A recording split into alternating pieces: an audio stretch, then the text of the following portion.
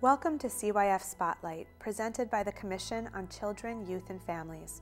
The Commission is a joint effort between the City of Farmington Hills and the City of Farmington. Its purpose is to foster a healthier community by focusing on our most precious resources, our children and our families. The Commission is made up of dedicated volunteers and community activists from all walks of life. Working together with other groups and agencies in the community, the Commission creates programs with one goal: to encourage a supportive environment where children, youth, and families are happy, healthy, educated, and safe, and have the opportunity to reach their full potential. The Commission is hosting this show to bring our focus and activities to the community. We welcome your input and support. You can learn more about our Commission at our website, www.cyf.us. Hello everyone, my name is Erica Reeves, one of the City Commissioners for the City of Farmington, Farmington Hills, Michigan. And today we have a wonderful guest, newly appointed Superintendent, Dr. George C. Heitsch with us. And so Dr. Heitsch, welcome. Thank you. Welcome, it's good to have you here, and we're very excited to have you today. Thank you very much. Yes, so have you been able to catch your breath? I know it's been a busy, season for you, just getting your feet into, settling back into in Farmington, and after all the meet and greets, how's it been for you? It's been intense, it's been fast. To say the least. I'm learning a lot, but it's also been very rewarding. Mm-hmm.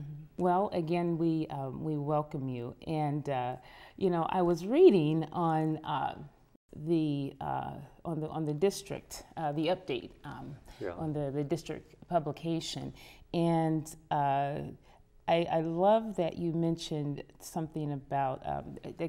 I like that you're a family man, and you say, not in spite of all the accolades of what the community has been mentioning about you, you said that you're first a husband, a father, and a grandfather. Yes, yeah, yes, family is important to you. It is very important to me. It's a way that I always reflect about our business and our profession of teaching and learning is through the eyes of my children and my grandchildren. So the expectations I have for my grandchildren who now are in school is the same expectation I have for everybody else's children that come to our schools. So yeah, it's the best part of life, being a grandfather right now. That is wonderful. Yeah. And that's wonderful when you have that that understanding. And I mean, it goes so hand in hand when you're an educator. And I've known people that don't have that, and it's I think it's very, very crucial and critical when you can fuse those two together. If you are,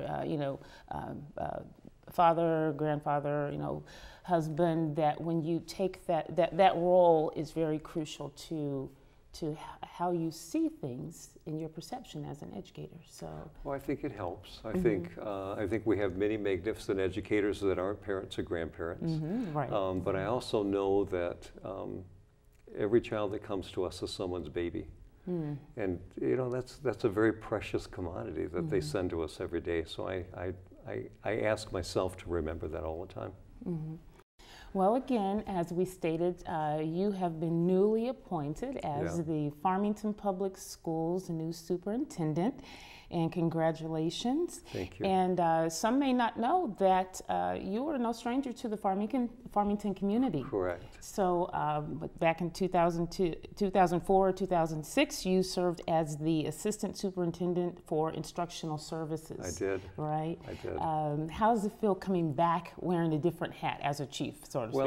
Well, it's both unusual, feels a little awkward, and it also feels very very nice, very rewarding, very comfortable.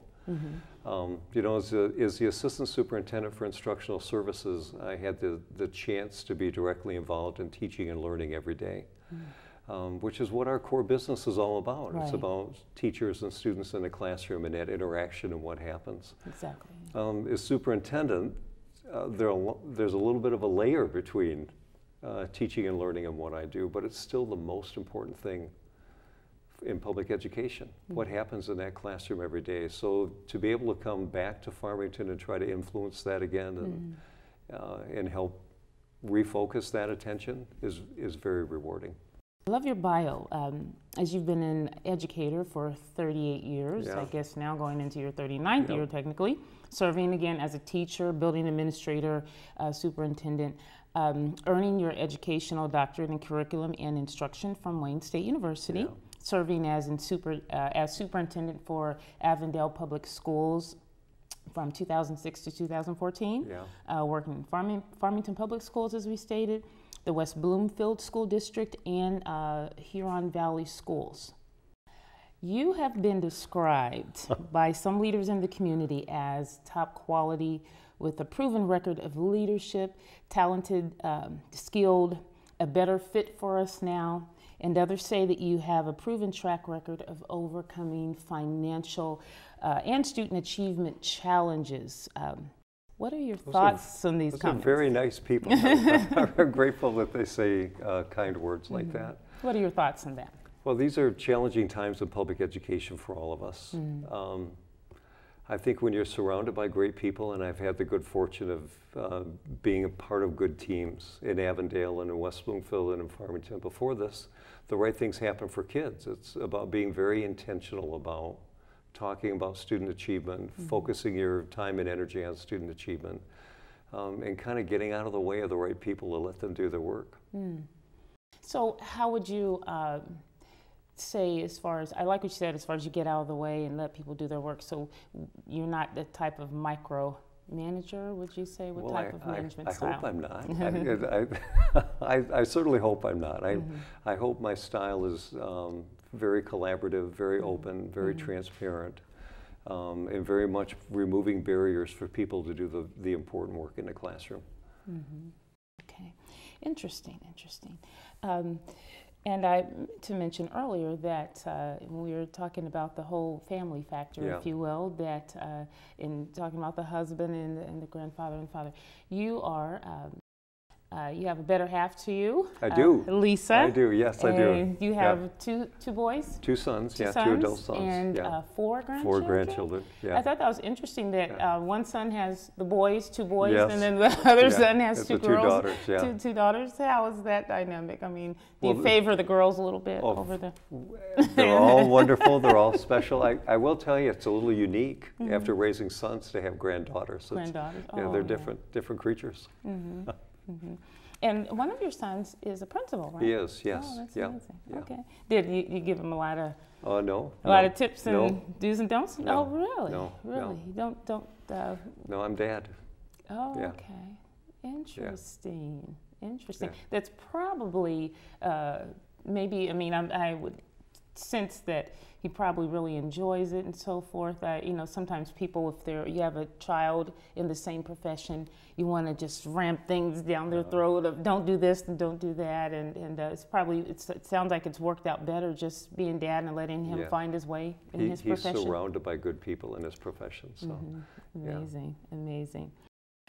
You stated in an article that you wanted to provide quality learning opportunities for all of our students in an environment that exemplifies kindness, determination, and hope for the future. I really believe that you hit the mark with including kindness in there. I believe that we can all, come up a notch in that area and being more kind, thus exemplifying kindness in our character and deeds, which would obviously make a more impact on our children today. What would you deem as some of the key ways that we as parents, teachers, students, educators, and others in the community can do to exemplify kindness in the community? I think, and I've thought about this a lot, because I think in modern society we've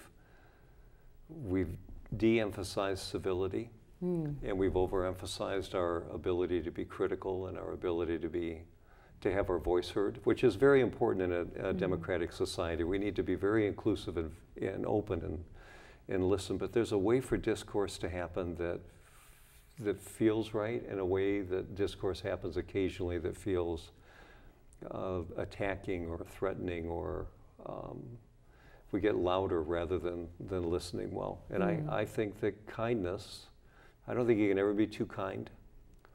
I don't think you can ever love a child enough or too much. And I think those are all attributes of what makes communities great communities and a society a good society to live in. Mm-hmm. Interesting. So this, I guess, sort of opens the door for my next question. Being that our community, in particular, has experienced some important issues and challenges that have brought out some not so good sides of some, to say the least. How do you plan on mending some fences between our district and the community members? I think you listen, and you listen some more, and you listen some more, and you listen till you think you haven't listened enough. And you provide avenues for people to express their concerns and express their hopes and express their dreams. I think as you provide a quality product that people are proud of, that mends a lot of fences. And I think that these are extremely difficult times in public education. You know, we're losing students demographically across the state. Our revenue stream has been either decreasing or flat, and those are all new experiences for us, and everybody responds to that kind of distress in a different manner. So you have to help people manage that stress, and that's really what it is. As systems and communities change, it's a very natural transition and transformation, but when you're in the midst of it, it doesn't feel very good. Right. So we have to help people work through those feelings. That's excellent, Dr. Heitsch, excellent. Let's take a moment now. Let's take this home for a minute here in regards to some parent issues here. Okay. I don't know who coined this saying, but I believe that it's true. In the saying that parents are your first teacher. And I truly believe that in regarding the role of parents and those that have guardianship over children and young people today, how crucial are their roles, our roles as parents in determining just their educational success, the influence of the child's educational success in the future? It's critical. It is critical. It starts as early as infancy and even before children come to school, the kind of experiences that they have, the kind of level of reading that's going on in the house, the volume of reading that's going on in the house, all those things are important. But what still influences us is that conversation that happens at the dinner table every night. Right. You know, how was your day at school? How was your day at work? When that conversation around the dinner table is not positive and is not reinforcing to the child, it impacts every aspect of their life, in school and out of school. So all the way from infancy through the time they're going to leave our house, go to work or go to college, we tend to diminish our influence as parents, but every day we're influencing the lives of our child. What would you say parents can do to be more engaged with their children? I think in today's society that's a difficult question. There's no one answer because people are busier. Children are busier, right? We got kids that are overscheduled.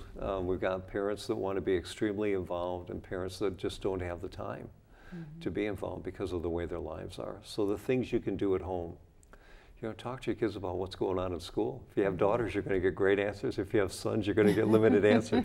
Just the nature of the beast. Read with your kids. Turn the television off and just engage in dialogue. Have your students, when they come home from school, have them teach you what they learned during the day. Be that third-person teacher.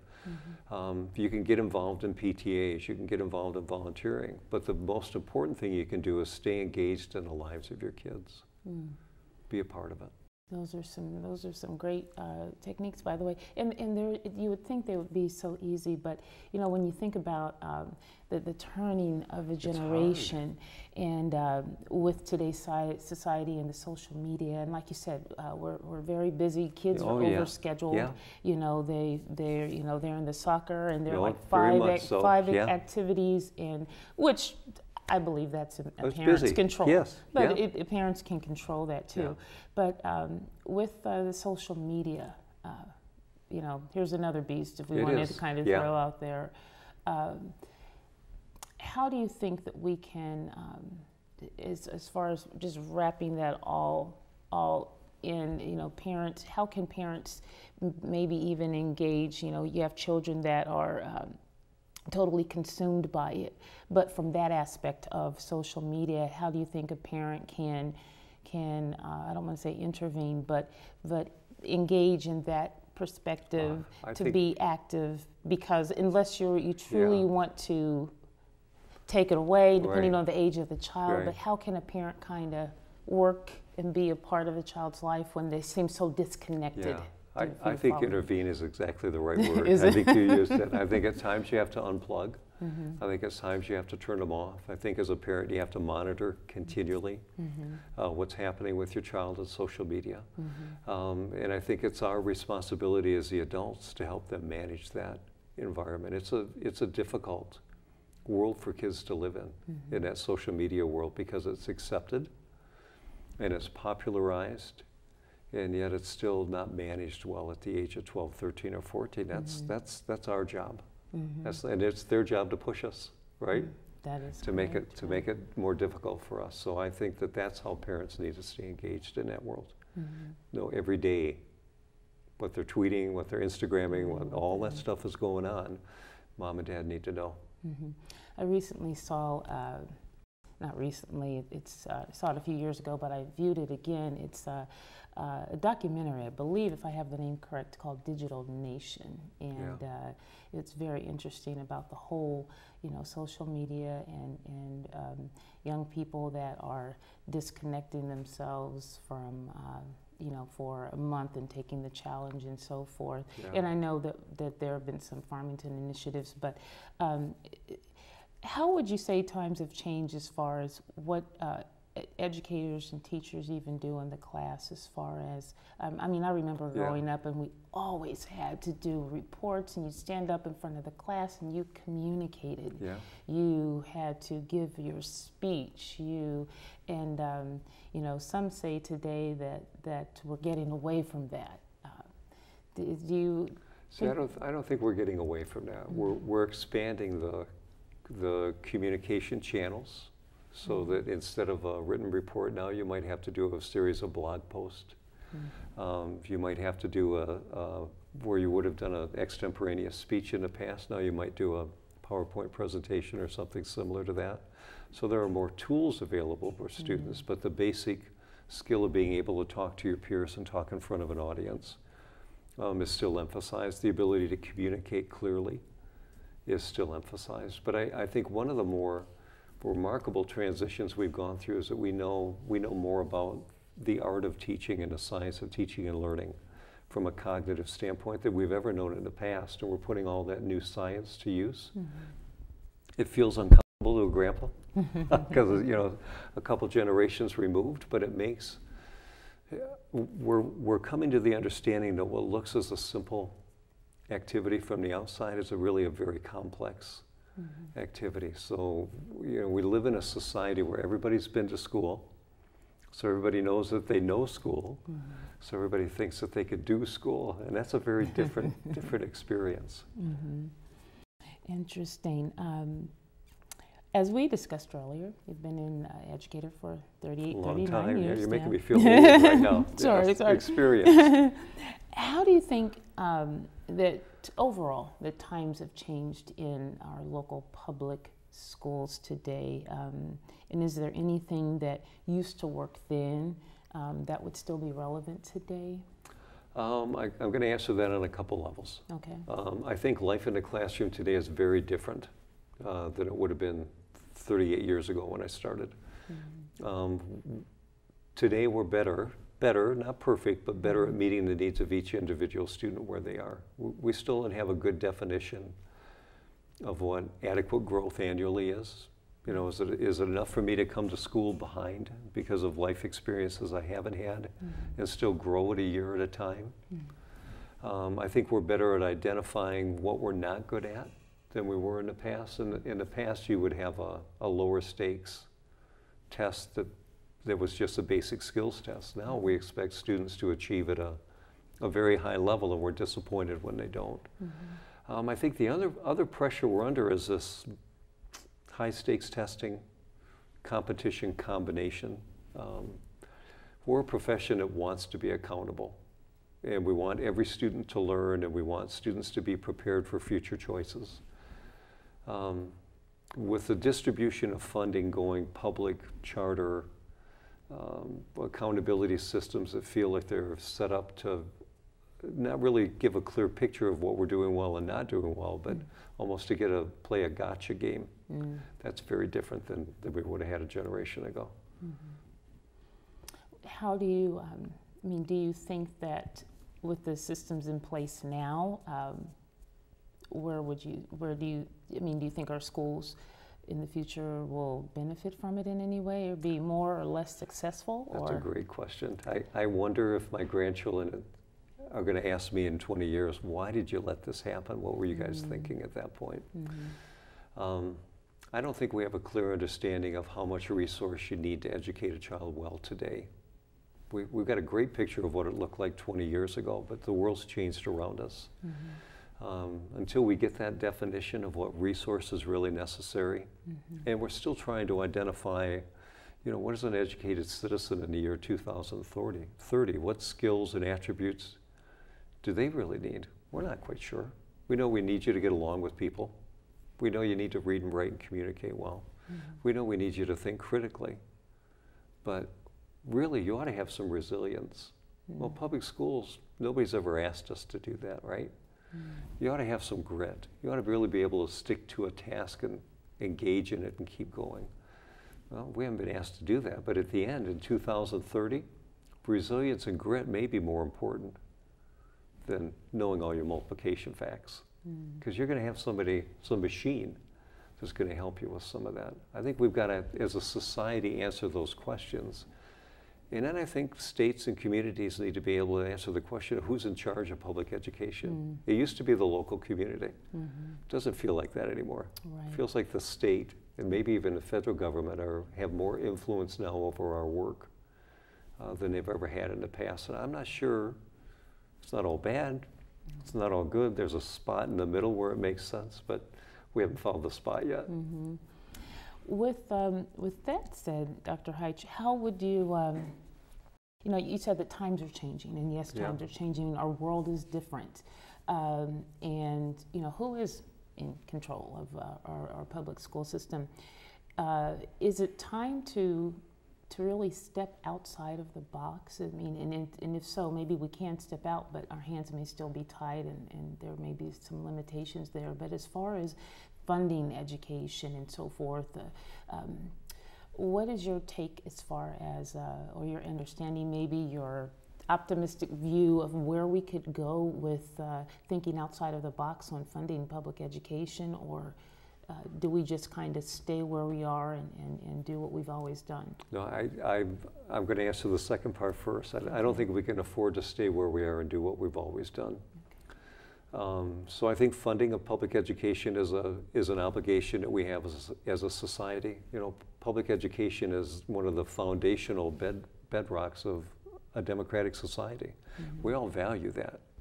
We all value citizens that think critically and get engaged in the lives of our communities. So we've got an obligation to help educate students to be able to do that.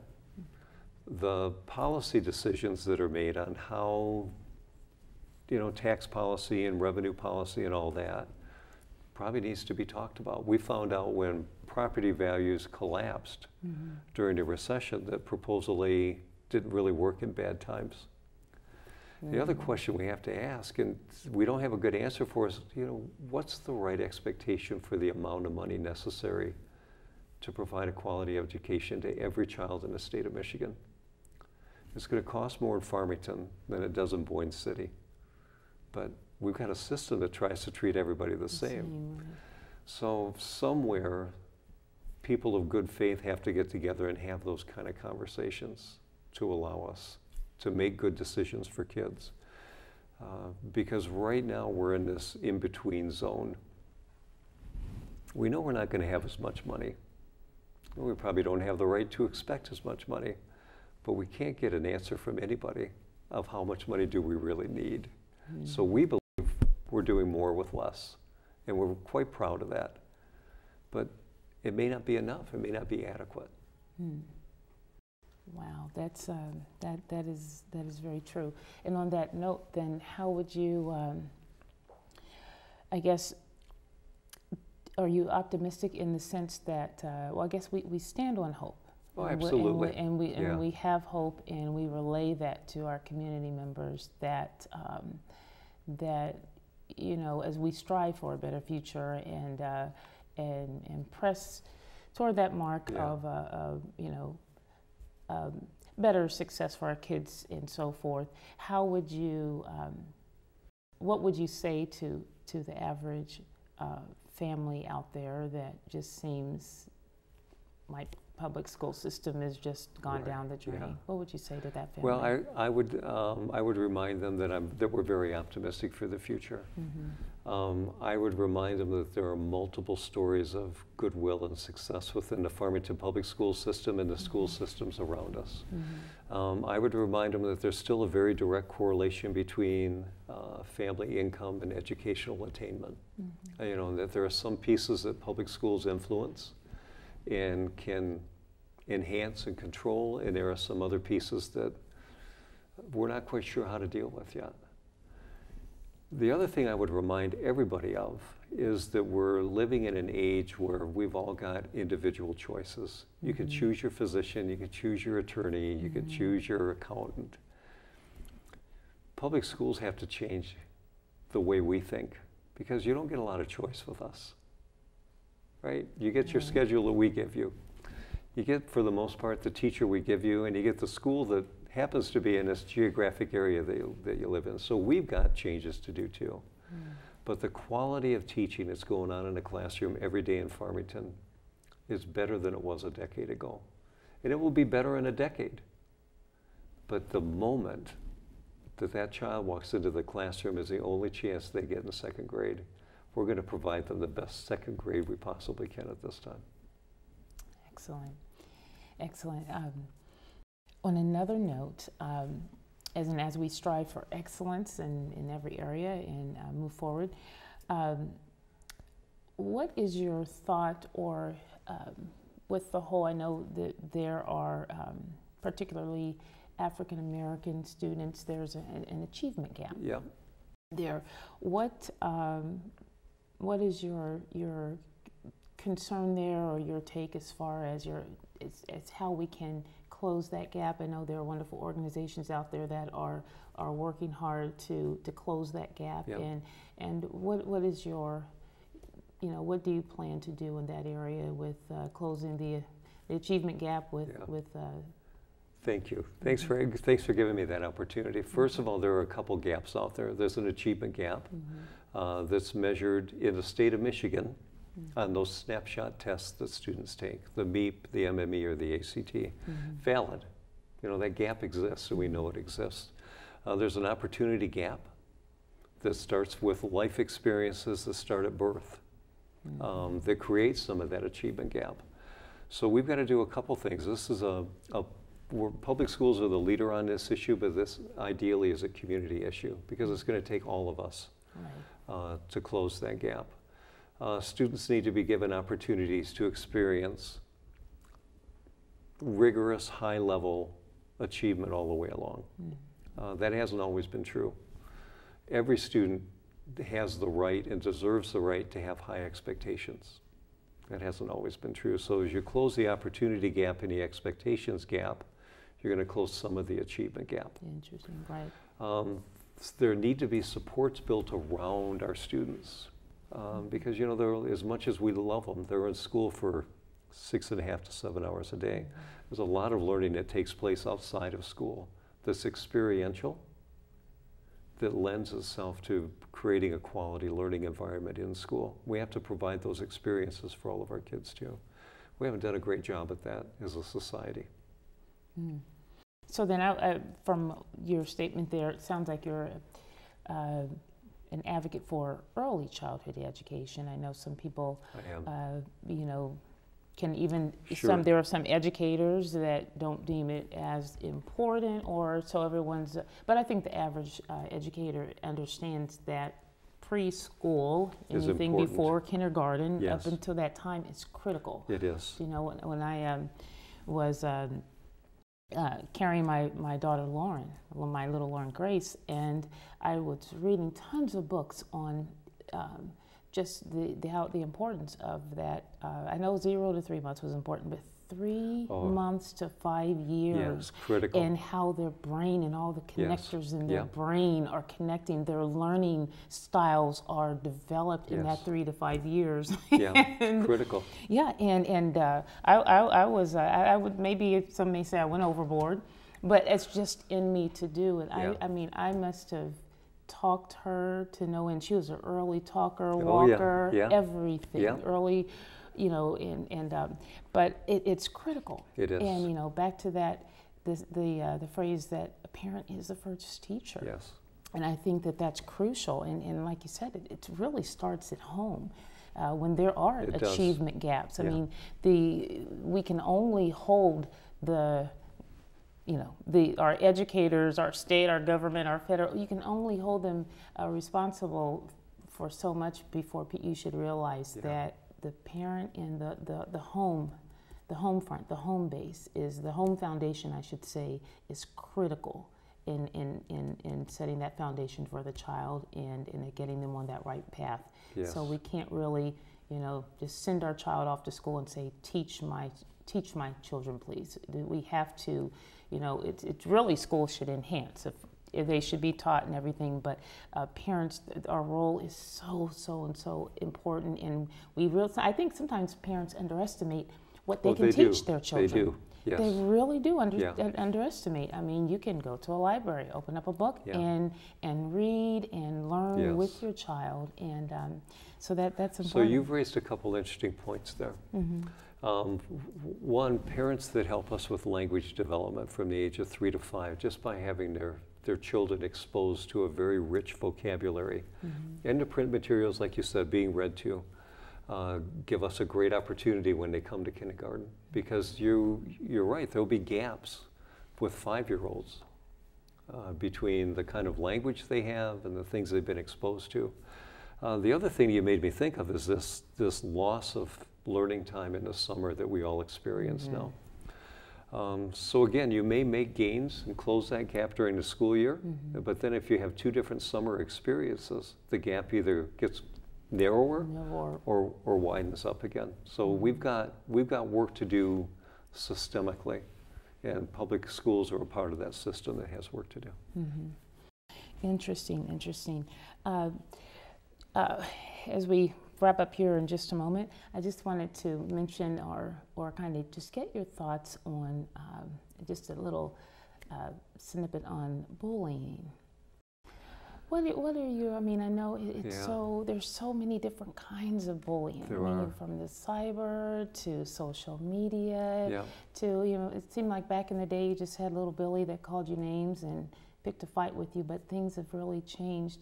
How can we, I don't even want to say maintain, but really capture and just put a good grip and a stop to what's happening in our society today with young people? Well, the very first step is awareness, and I think you made a great point. You know, back in the day, there was just this verbal kind of taunting that we weren't quite sure what bullying is. We know a lot more today about the damage that bullying can have on individuals. So we have programs in place that are throughout our schools that discuss bullying, discuss being a bystander, discuss being a victim. We have process in place to help expose that, because both the victim and the bully at a young age need conversation, dialogue, and support to figure out why is that behavior going on. It is so damaging, and it's something that we need to pay attention to every day. Is there or how much responsibility would you say do the teachers have in noticing in the classroom and responding properly to things that they see that maybe they explain away, or if someone says, hey, he said this, and maybe they say, well, don't worry about it.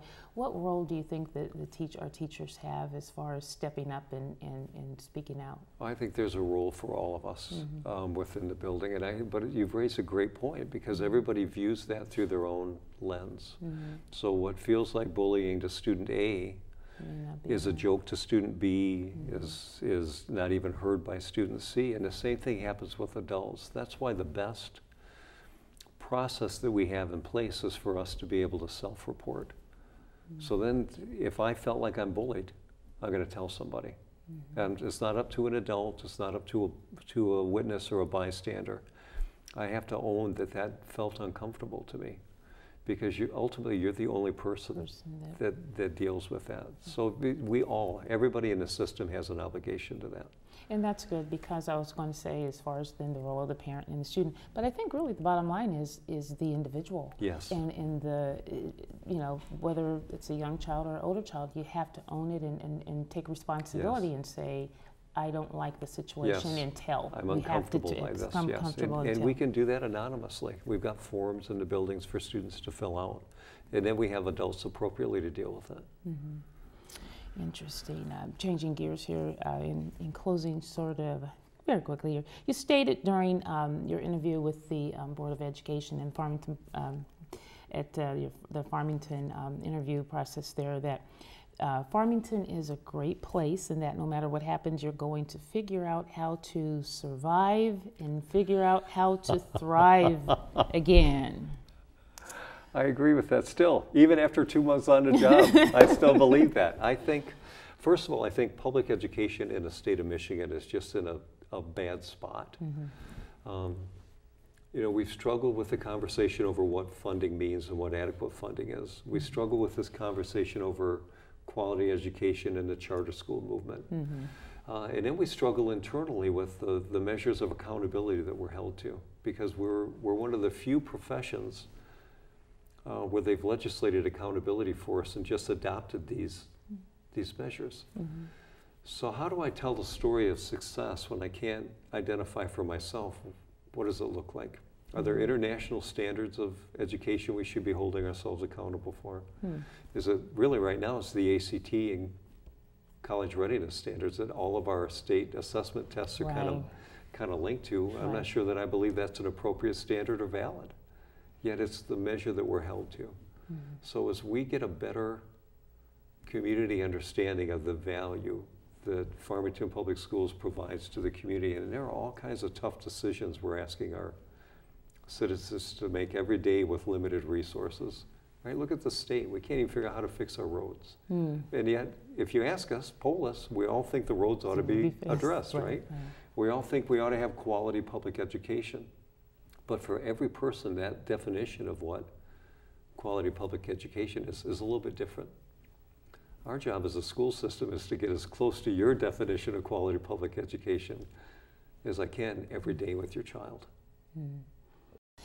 That's excellent. And on that note, you mentioned, you had a great success at Avondale and taking it from, I guess, and they had many similar challenges that Farmington has had, and I know they had a bad deficit for 7 years and so forth, and I believe it was the Oakland Press that reported on March 7th that they're coming out. Yeah, you're coming out. You're coming out of that deep hole of a deficit, and so you turned that system around. So being that there are some similarities with Avondale and their challenges in Farmington Public Schools, do you think you're going to go forward and reach back and pull some of those things that worked over there and maybe utilize them here in this district? Well, yes and no. First of all, in Avondale, there were a great group of people that believed strongly in what they were doing. Not just the superintendent, but there was a community that wanted Avondale to be successful, and were willing to talk to each other long enough to come up with a solution. So what I will bring to Farmington is the ability to talk to people and listen, to create a solution, because what happens in Farmington Public Schools may look very different than what happened in Avondale, but it will be the right solution for Farmington, because the answers to our problems, the solutions are here. Nobody else is going to solve this for us. Nobody else is going to come in and tell us, well, you have to do A, B, and C to not have too much debt, or you have to do X, Y, and Z to raise student achievement. We know how to do that. We just got to figure out how to get out of our own way and do it. Interesting. In our closing remarks here, Dr. Heitsch, as we wrap up here today, I love your quotes.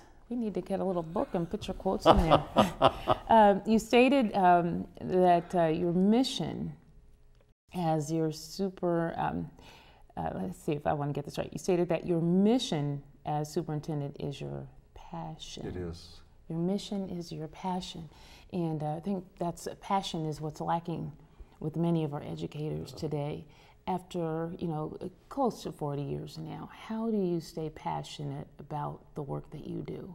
I want to leave this world a better place for my grandchildren than I found it.